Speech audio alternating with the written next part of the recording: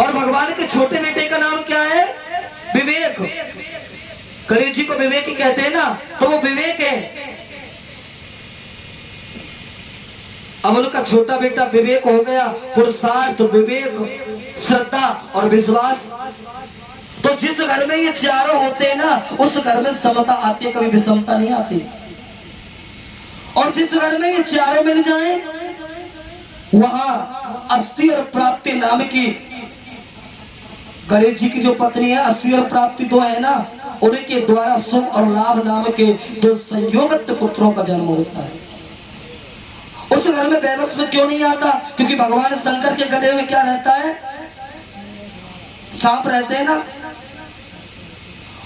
और माता पार्वती का वाहन क्या है? शेर। अगर शेर का एक बात, शेर अगर सांप को देखेगा तो डर के मारे सांप कभी पास आएगा क्या? और उनके बड़े बेटे का वाहन क्या है? मोर। क्या मोर कभी सर्प को देखेगा, कभी जिंदा छोड़ेगा? और उनके छोटे बेटे का वाहन क्या है? चूहा। अब सांप चूहे को देखेगा तो क्या करेगा? नाश्ता करेगा कि नहीं करेगा? पर देखो भगवान शिव का वाहन क्या है? नादिया। और नादिया और शेर कभी एक साथ रह सकते हैं क्या? पर देखो शिव दरबार की समता, पुरुषार्थ, विवेक और समता, क्योंकि शिव दरबार में कभी बेबस में नहीं होता। इसलिए अपने जीवन में समता लाइए, विश्वास लाइए, अपने घर को शिव दरबार बनाइए, तो हमारे घर में शुभ लाभ, अस्थि और प्राप्ति प्राप्त होती है। और हमारा घर भी में कभी विषमता नहीं आती, समता हमेशा हमारे घर में बनी रहती है। महाराज मनु महाराज के जो पुत्र हैं, उनके जो 3 पुत्री हुई। ऋषि प्रजापति महाराज ने 60,000 पुत्र हुए, पर 60,000 पुत्र नारद जी ने महाराज ने उनसे पूछा कहाँ जा रहे हो? कि पिताजी ने कहा है कि वन में जाकर के तपस्या करेंगे, सृष्टि का सृजन करेंगे। तो उन्होंने कहा कि देखो कुछ नहीं रखा, भगवान का भजन करो। तो 60,000 पुत्र वन में सन्यासी बनने चले गए। ऋषि प्रजापति ने फिर 100 पुत्रों को जन्म दिया नारद जी के द्वारा। उनको भी ब्रह्म ज्ञान का उपदेश मिला और वो भी वन में तपस्या को चले गए। ऋषि प्रजापति ने कहा मैं यह पुत्र पैदा करता हूँ, ये वन में तपस्या के लिए भेज देता है। नारद जी को श्राप दे दिया, मैं श्राप देता हूँ कि आज के बाद आप 2 घड़ी क्षण से ज्यादा कहीं तैर ही नहीं पाओगे। तो महाराज उन्हीं मनु महाराज के एक पुत्र हैं जिनका नाम है महाराज उत्तानपाद। महाराज उत्तानपाद के बड़ाई उत्तानपाद कहते हैं, जो अपने द्वारा, अपने धर्म के द्वारा जो अपने मन से उत्तम कार्य करे और अपने मन को स्वयं भगवान के चरणों को समर्पित रखे, वो उत्तानपाद होता है, जिसके मन में कोई कामना ना हो। महाराज उत्तानपाद की एक बहुत ही धर्म सुशील पत्नी है सुनीति, जिसकी सुष्ट नीति अपनी नीति पे चले, संतों की सेवा करे, संतों का सम्मान करे, अतिथियों का स्वागत करे और सभी प्रजा को अपना समझ करके चले, वो सुनीति है। बहुत ही सुखी संसार है दोनों का। महाराज एक दिन सुदूर देश में गए और वहां जाकर के क्या देखते हैं? सुदूर देश में मद्र देश की एक राजकुमारी थी। महाराज उत्तानपाद उस पर मोहित हो गए, जिसका नाम था सुरुचि। और जैसे उस पर मोहित हुए, अब तो सुरुचि के साथ उन्होंने गंधर्व विवाह कर लिया और सुरुचि को लेकर के महाराज उत्तानपाद अपने राज्य में आ गए। और जैसे ही सुरुचि ने अपने घर में कदम रखा और सुनीति को देखा, कहने लगे ये कौन? ये मेरी पत्नी है। और फिर मैं कौन? कि मैं भी तुम भी मेरी पत्नी हो। कि देखो अगर ये घर में रहेगी तो मैं नहीं रहूंगी, और अगर आप इसको रखना चाहते हो तो मैं चली जाती हूँ, या तो इसे रखो या मुझे रखो। अब तो महाराज उत्तानपाद सुरुचि के मन से इतने मोहित हो गए कि अपनी पत्नी सुनीति को उसने त्याग कर दिया, घर से ना निकाल दिया। अब तो महारानी सुनीति अपने प्रेम से भगवान का भजन करती और बाहर कुटिया बनाकर के रहने लगी, संतों की सेवा करती, संतों के भजन करती, कीर्तन करती। उनके एक सुंदर पुत्र को जन्म दिया जिनका नाम ध्रुव है। पुत्र की प्राप्ति हो गई। संतों की सेवा मैं अपने पुत्र को साथ लेकर के जाती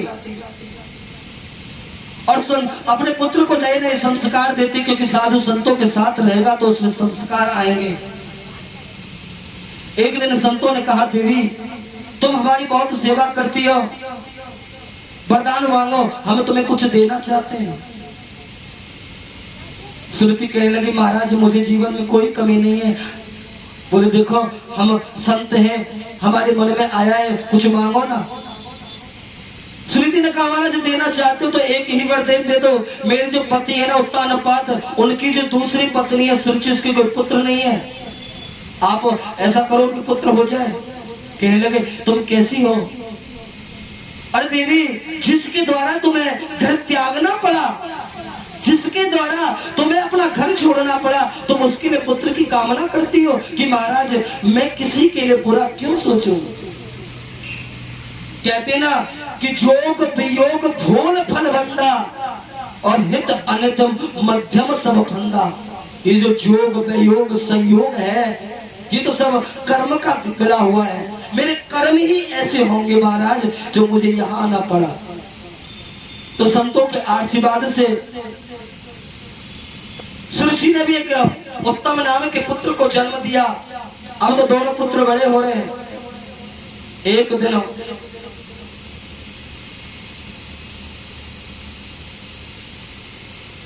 अब तो जो ध्रुव जी हैं, उनके मन में इच्छा हुई कि हम यहाँ रहते, हमारे पिताजी कौन है। उसने सुना था कि हम उत्तानपाद राजा के पुत्र हैं, तो पिता से मिलने की कामना उनके मन में आ गई।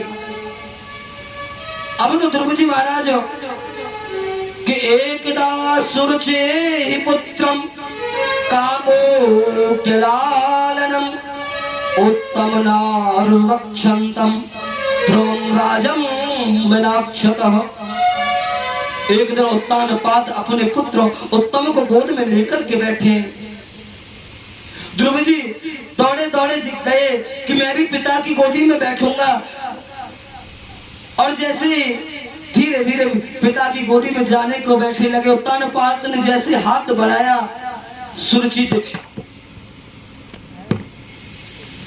क्रोध की तरफ देखी उत्तानपाद की तरफ। राजा उत्तानपाद ने अपने हाथों को पीछे खींच लिया।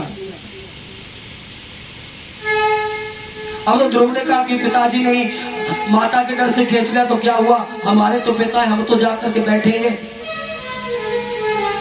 तो अब तो ध्रुव जी सिंहासन की तरफ बढ़ने लगे और सिंहासन की तरफ जैसे बढ़ने लगे तो द्रौपदी ने फटकार करके कहा कि सुको, रुको,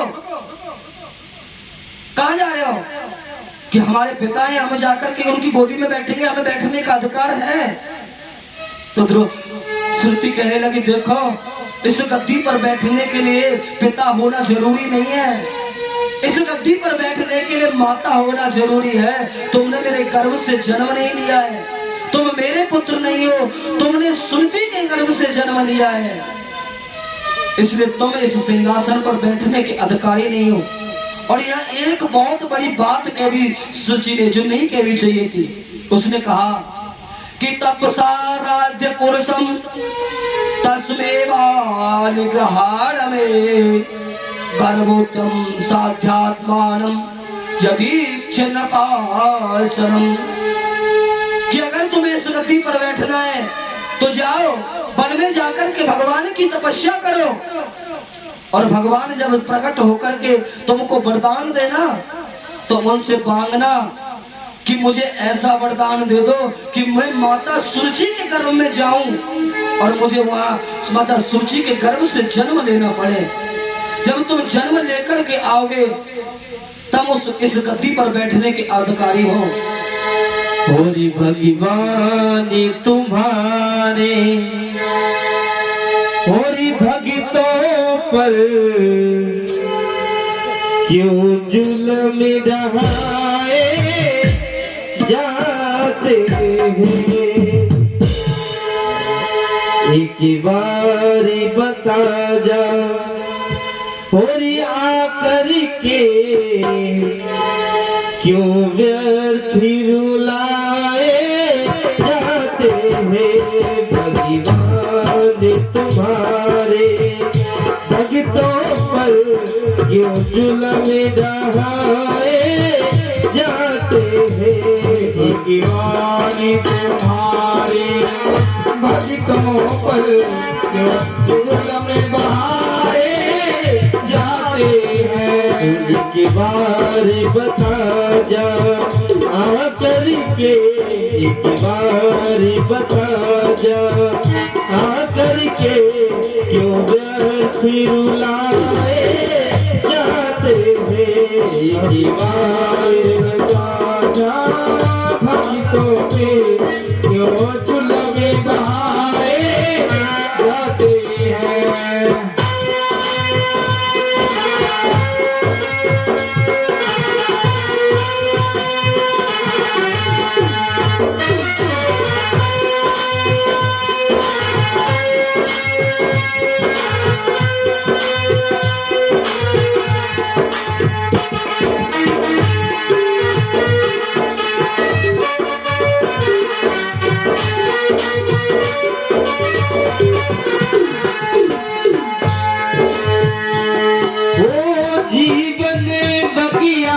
के माली तेरी बगिया की रीत है क्या जीवन बगिया के माली तेरी बगिया की रीत है क्या जो फूल खिले हो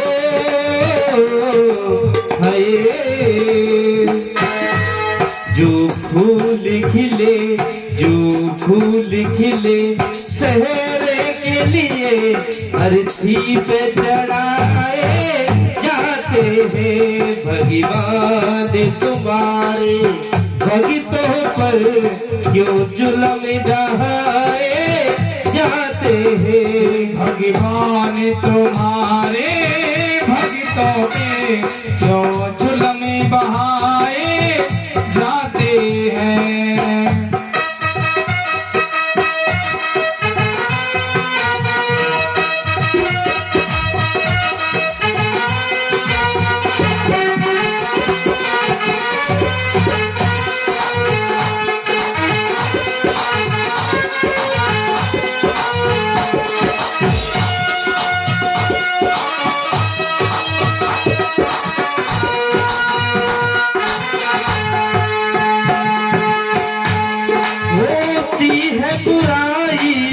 की पूजा तेरी इस अंधी दुनिया में होती है बुराई की पूजा इस अंधी दुनिया में होती है बुराई की पूजा तेरी इस अंधी दुनिया में होती है बुराई की पूजा इस अंधी तेरी दुनिया में होने की हिंसा हो होने की हिंसा सूखी तरह नजरों से गिराए जाते हैं भगवान तुम्हारे भक्तों पर क्यों जुल्म ढहाए जाते हैं भगवान तुम्हारे भक्तों पे क्यों जुल्म बहाए जाते हैं।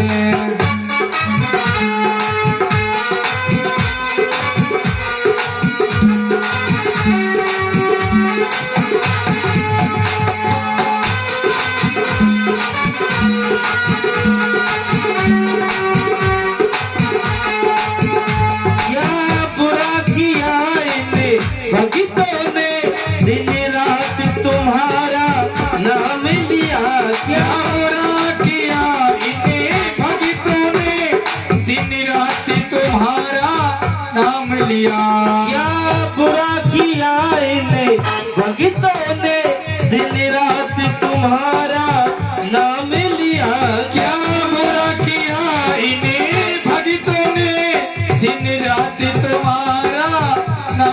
किया तेरे होते हुए हो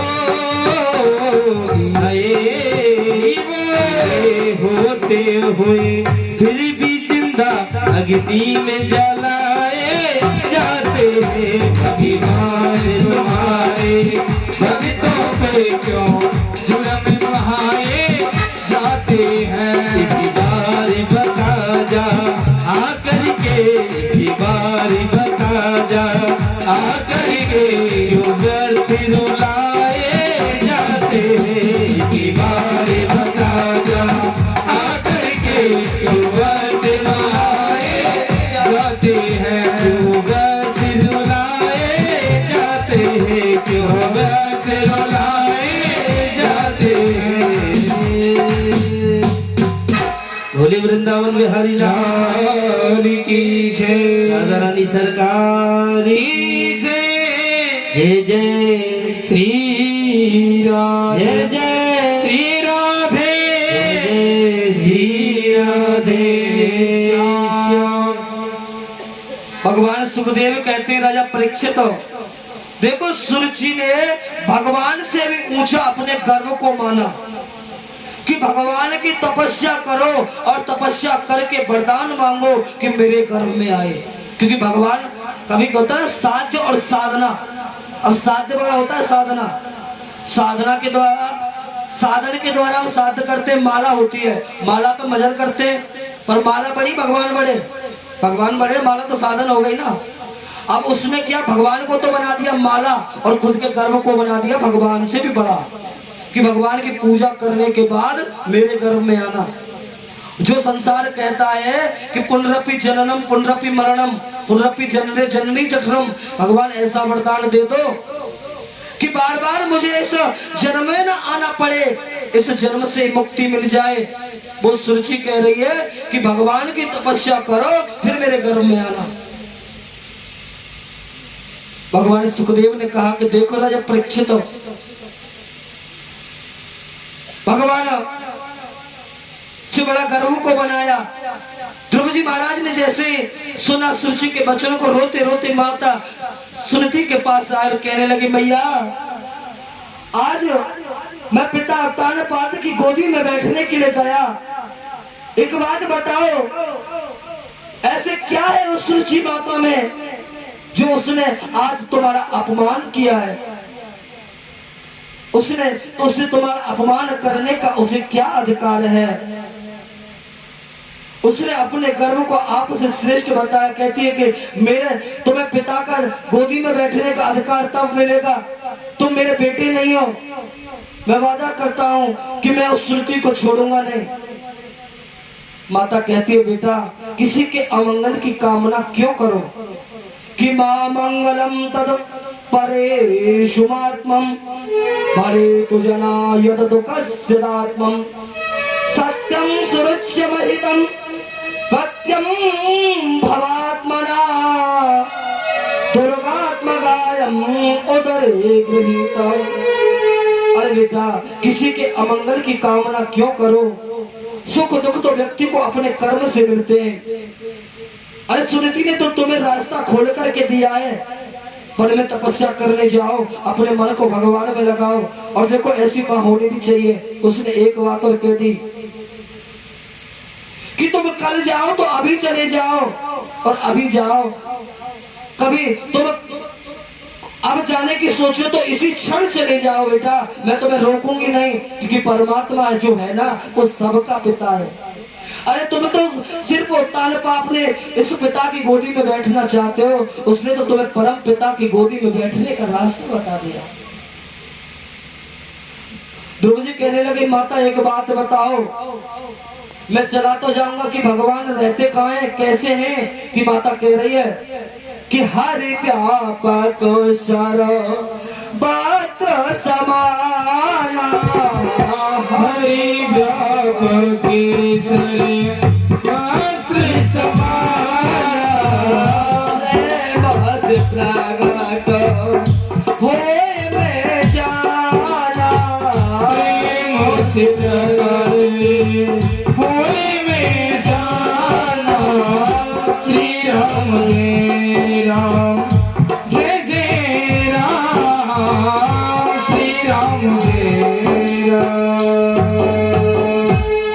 परमात्मा सर्वत्र व्याप्त है।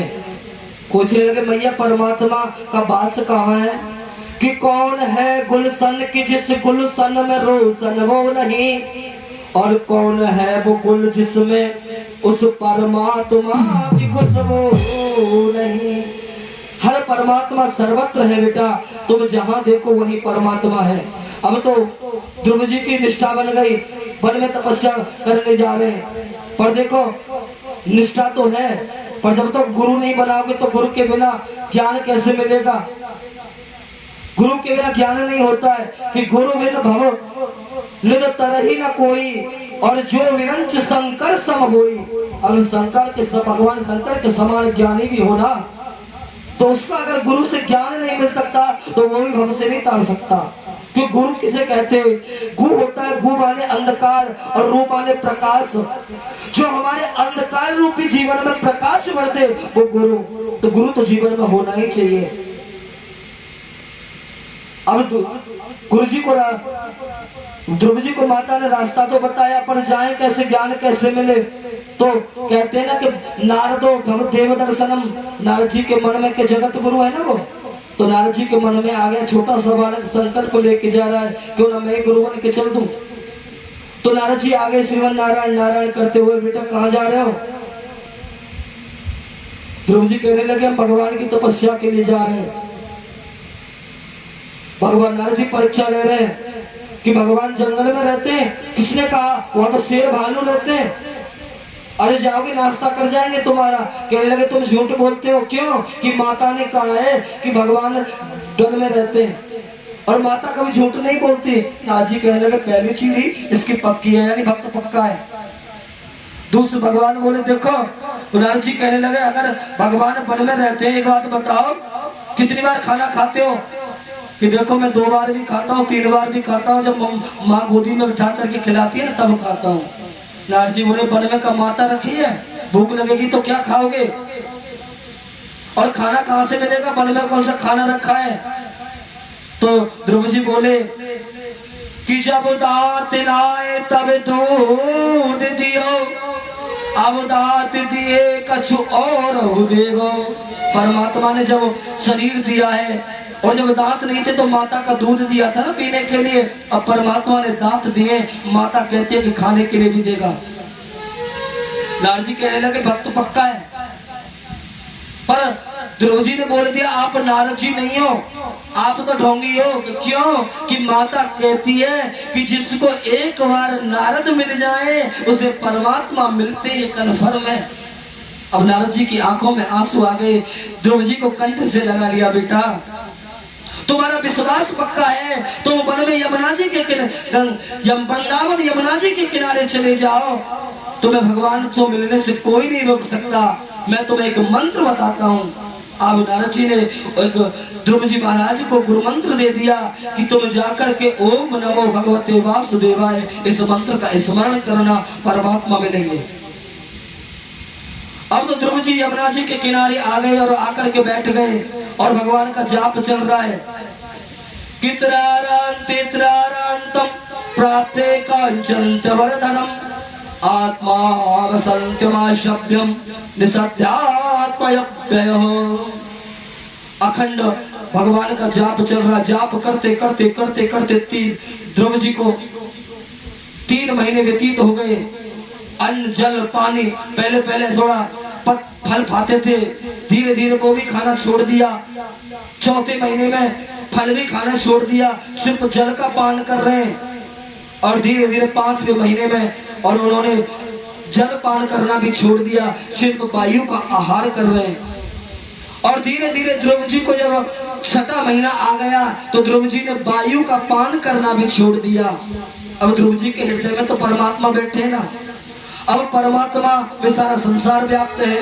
अब ध्रुव जी ने जैसे ही श्वास को छोड़ा तो अंदर परमात्मा बैठे, उनको भी श्वास पर हृदय में श्वास जाना बंद हो गई, हृदय में श्वास बंद हो गई। तो परमात्मा के पास संसार के जितने भी लोग हैं, सर चराचर जीव असुर देवता, सबकी श्वास बंद हो गई, सबके प्राण उकड़ गए और भगवान के साथ जाकर के प्रार्थना करने लगे, गोविंद किनेनम विदाय भगवान प्राणरोधम चराचरस्य खिल साप्तधाम्नम विदेहि तन्नो व्रजनाहि मोक्षम प्राप्ता वयम तुम शरणम व्रजेमा। हमें बचाइए गोविंद, हमारे कंठ अमृत हो गए, हमारे प्राणों की रक्षा करिए। भगवान कहने लगे चिंता मत करो, मेरा भक्त मेरी तपस्या कर रहा है, मैं भक्त की संतुष्टि के लिए उसके पास जाता हूँ। आज तो मेरे गोविंद स्वयं गरुड़ पर बैठ करके आज भक्त के पास आए, चतुर्भुज रूप धारण कर लिया मेरे कन्हैया ने। आज चतुर्भुज रूप धारण करके भगवान सामने खड़े और भक्त आंख बंद करके बैठा। देखो कितनी विचित्र लीला, स्वयं भगवान आए, क्योंकि हृदय में भगवान बैठे ना, बाहर देखने की जरूरत क्या है। भगवान ने ध्यान लगा करके देखा तो ध्रुव जी तो ध्यान में बैठे, तो ध्रुव जी के जो मन में जो परमात्मा की तस्वीर थी उसको गायब कर दिया, और जैसे परमात्मा की तस्वीर को गायब किया ध्रुव जी रोने लगे और रो करके आंख खोली तो स्वयं परमात्मा को देखा। बोलो नारायण भगवान की जय। आज नारायण को सामने देखा, कंठ अवरुद्ध हो गया, मुख में आवाज नहीं है।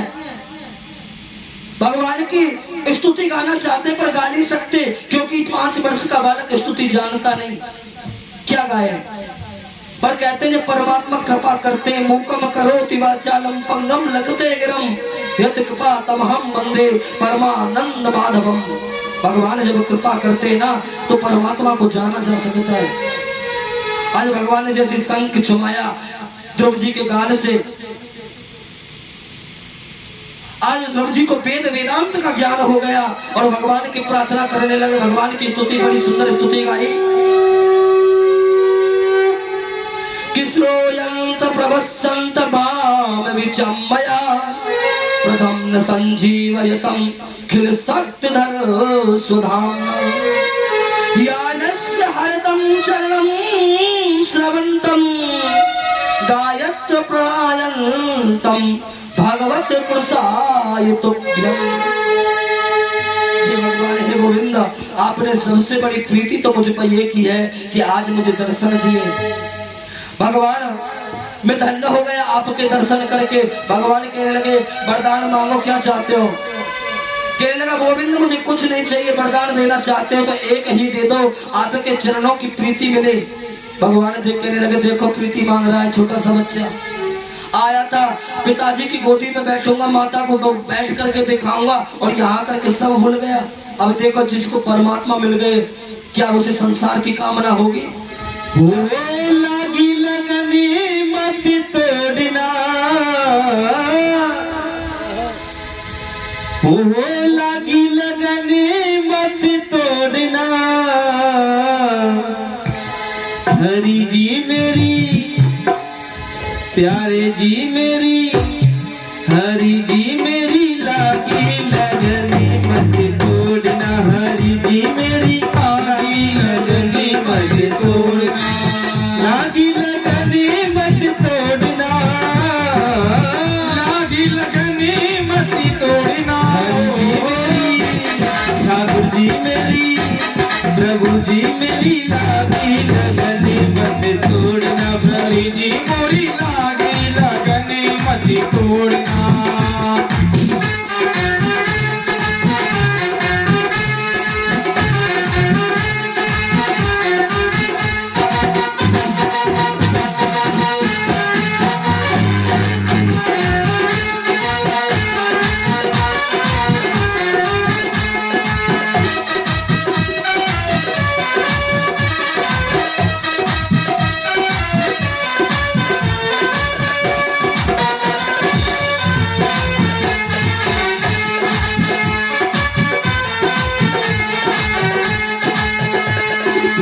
खेती बुआई मैंने तेरे नाम की, खेती बुआई मैंने तेरे नाम की, खेती बुआई मैंने तेरे नाम की, खेती बुआई मैंने तेरे नाम की। ओ मेरे भरोसे मत छोड़ना, मेरे भरोसे मत छोड़ना, हो मेरे भरोसे मत छोड़ना, मेरे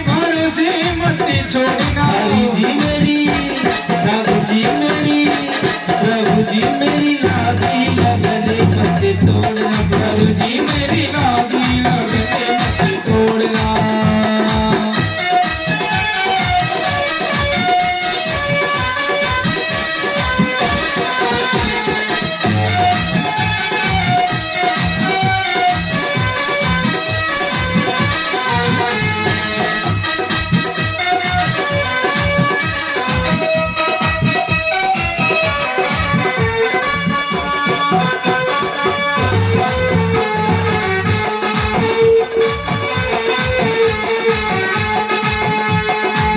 जल है गहरा नाव पुरानी, जल है गहरा नाव पुरानी, जल है गहरा नाव पुरानी, जल है गहरा नाव पुरानी। बीच भंवरे मत छोड़ना, बीच भंवरे मत छोड़ना, हो बीच भंवरे मत छोड़ना, बीच भंवरे मत छोड़ना। ठाकुर जी मेरी, हरि जी मेरी लागी लगन मत तोड़ना, प्रभु जी मोरी लागी लगन मत तोड़ना, लागी लगन मत तोड़ना, लागी लगन मत तोड़ना। ठाकुर जी मेरी, प्रभु जी मेरी लागी लगन मत तोड़ना, प्रभु जी मोरी लागी लगन मत तोड़ना, प्रभु जी मोरी लागी लगन मत तोड़ना।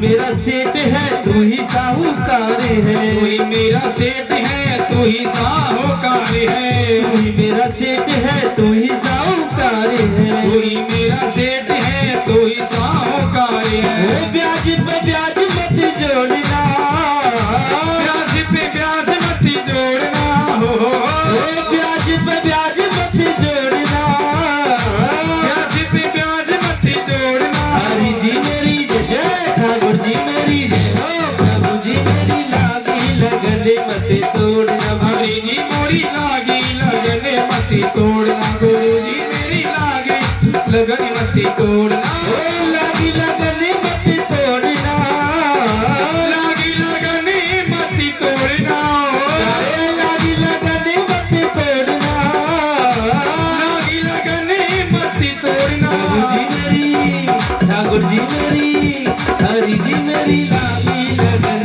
मत तोड़ना, हरि जी मोरी लागी लगन मत तोड़ना, हरि जी मेरी लागी लगन मत तोड़ना, हरि जी मोरी लागी लगन मत तोड़ना, हरि जी मेरी लागी लगन मत तोड़ना, हरि जी मोरी लागी लगन मत तोड़ना।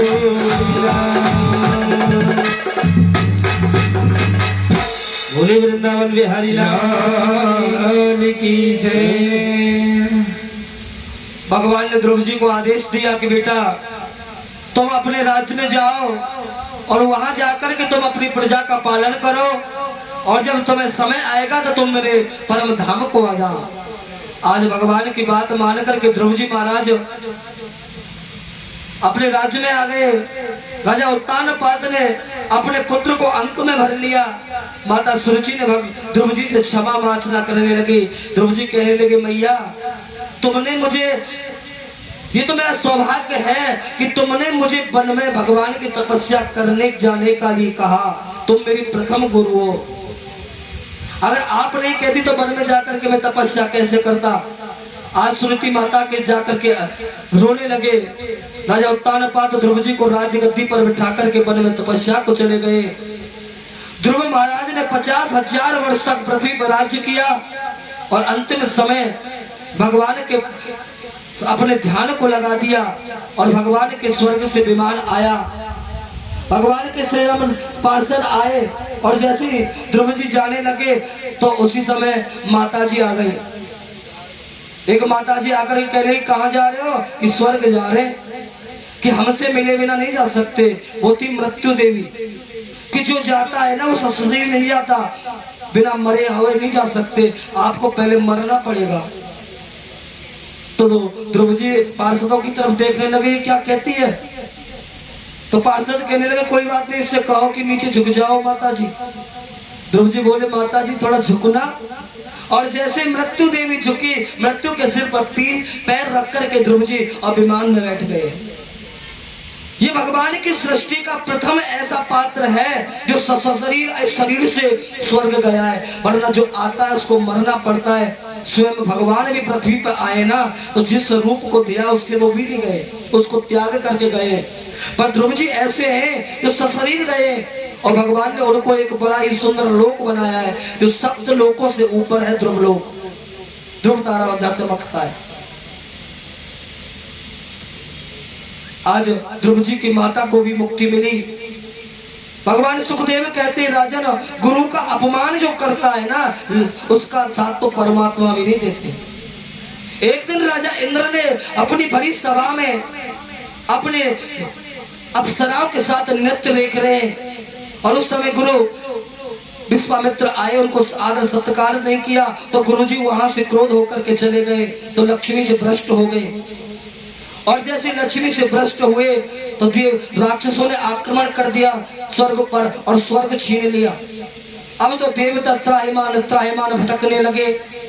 भगवान की शरण में जाकर के बोले हे परमात्मा, हे गोविंद रक्षा करो, कब तक भटकते रहेंगे? परमात्मा कहने लगे देखो अब देवता हो गए, राक्षस हो गए बलशाली, अब इनको तुम हरा नहीं सकते, इसलिए समुद्र का मंथन करो और समुद्र से जो अमृत निकलेगा उस अमृत को पान करो, तुम अमर हो जाओगे।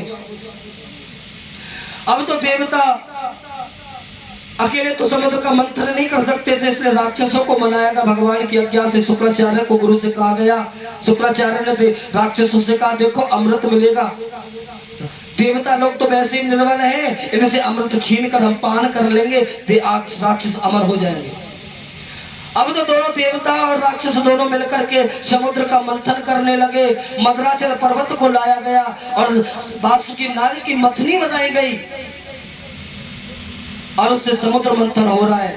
उससे 14 रत्न निकले, देवराज इंद्र का हाथी निकला, उच्चश्रेव नाम का हाथी, मणि निकली कौशव्य मणि, कामधेनु गाय निकले, कल्प वृक्ष निकला, हमारे वेद निकले। ये जो होते हैं ना हमारे कल्प वृक्ष और जो हमारी जड़ी बूटियां होती हैं, ये पतंजलि शास्त्र, ये इसकी वो जड़ी बूटियां निकली। धन्वंतरी भगवान स्वयं लेकर के और अमृत कलश लेकर के प्रकट हुए।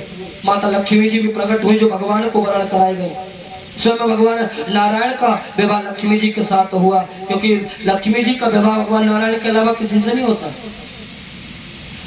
अब तो जैसे धन्वंतरी भगवान स्वयं अमृत का कलश लेकर के आए तो राक्षस छीन करके ले गए, तो भगवान ने मोहिनी रूप धारण किया और राक्षसों से अमृत लेकर के देवताओं को पान पिलाया। अब तो देवता अमर हो गए। तो देवताओं ने क्या किया कि युद्ध में और दैत्य राज जो राजा बलि था जिसके साथ समुद्र मंथन किया तो उसको मार दिया और युद्ध में मारा गया। शुक्राचार्य जी को बड़ा दुख हुआ कि मेरा बड़ा बलवान शिष्य था, ये मारा गया। तो गुरु शुक्राचार्य के पास एक बहुत ही सुंदर संजीवनी विद्या थी, तो संजीवनी विद्या के द्वारा उन्होंने क्या किया कि बलि को जीवित कर दिया। अब तो जैसे बलि भय जीवित भय राजा बलि, तो राजा बलि ने गुरु शुक्राचार्य से कहा, गुरु शुक्राचार्य जी एक बात बताओ, देवताओं ने पी लिया अमृत, अब देवता क्या मर नहीं सकते? ये तो कन्फर्म है, पर क्या जो अमृत पी लेता है क्या वो पराजित नहीं हो सकता?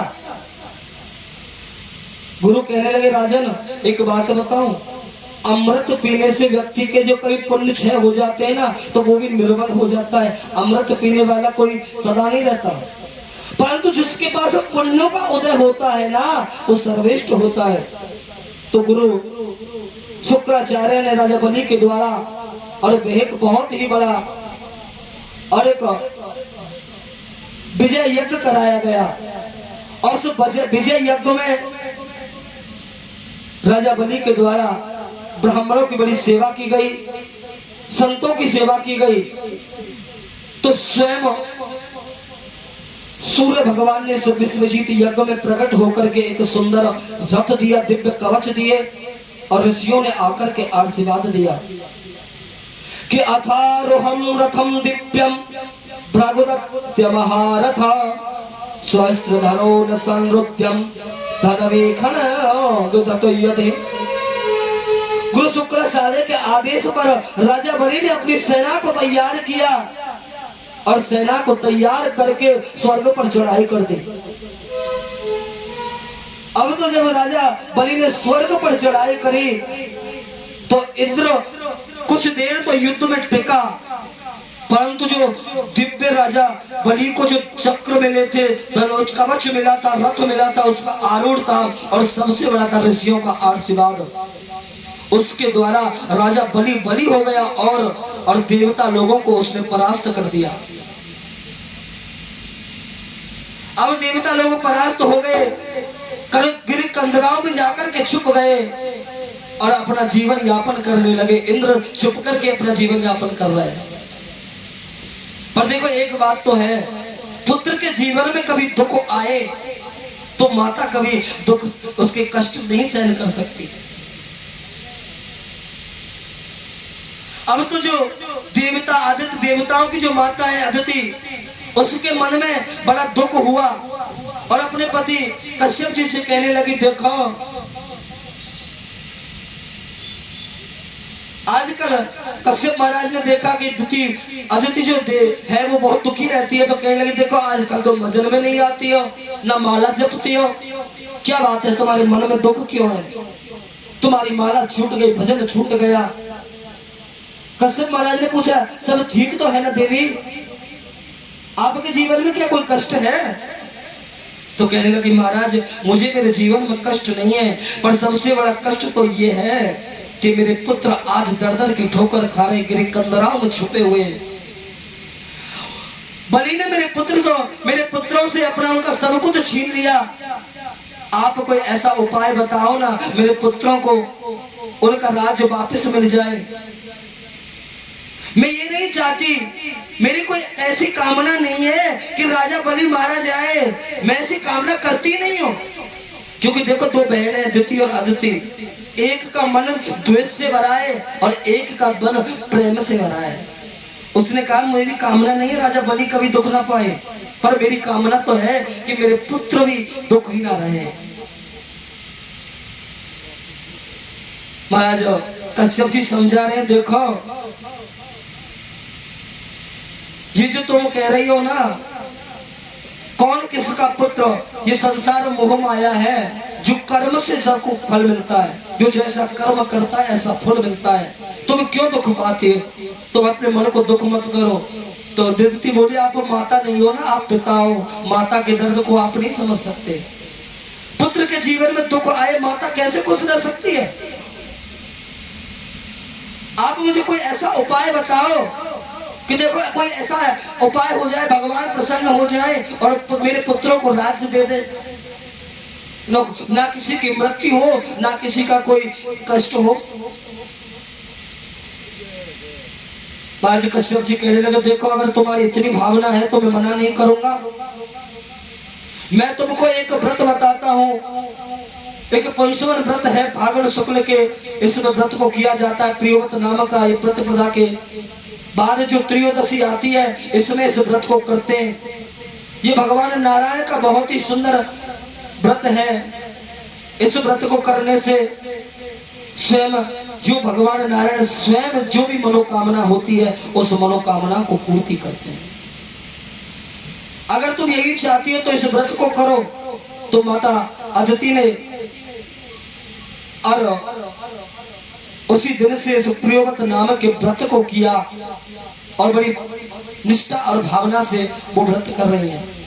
इधर देवता लोग भागे भागे भागे भागे भगवान के पास गए, हे गोविंद हमारी रक्षा करो, बलि ने हमारा राज्य छीन लिया है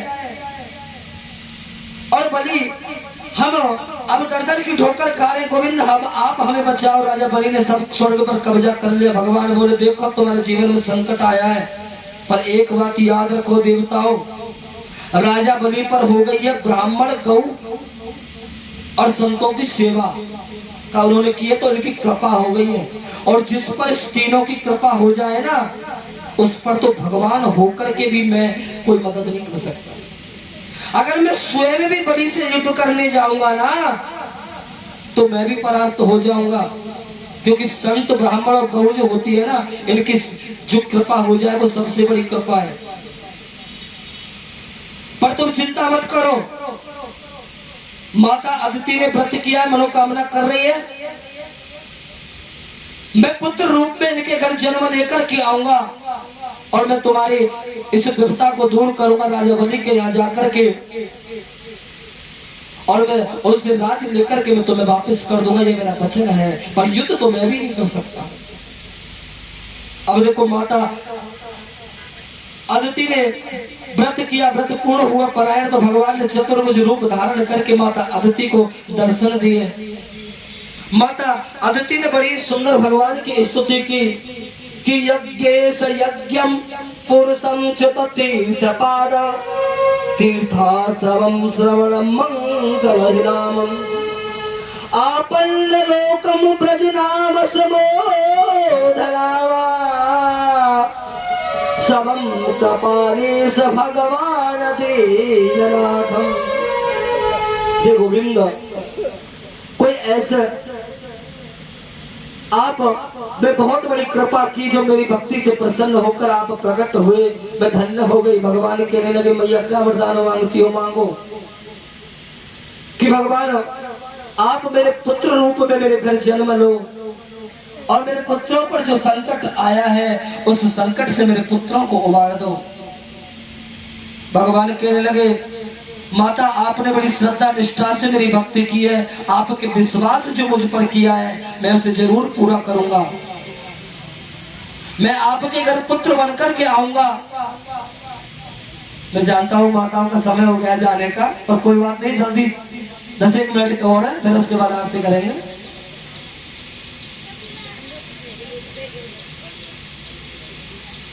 अब देखो भगवान ने वचन दे दिया माता अदिति को कि मैं पुत्र बन करके आऊंगा। अब तो आ रहा है भादों का महीना।